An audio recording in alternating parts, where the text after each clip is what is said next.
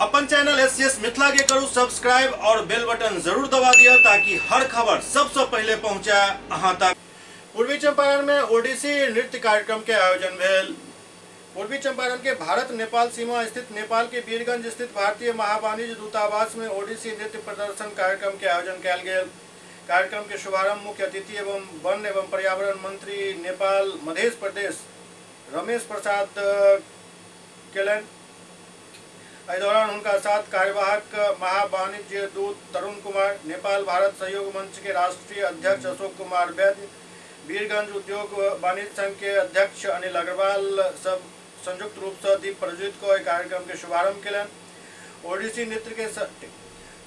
नृत्य के सराहना केलन एवं उपस्थित लोग के होली के शुभकामना दिलन। आयोजन में काकली बोस एवं उनक टीम द्वारा बेहतरीन प्रदर्शन कयल गेल। दर्शक सब ओडिसी नृत्य के खूब सराहना केलन।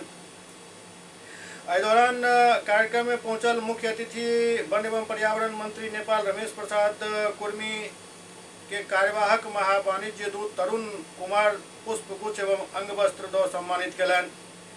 कार्यक्रम के संबोधित करते मंत्री रमेश प्रसाद कुर्मी कहलन जे भारत नेपाल मधुर संबंध सदियों से चलल आबि रहल अछि।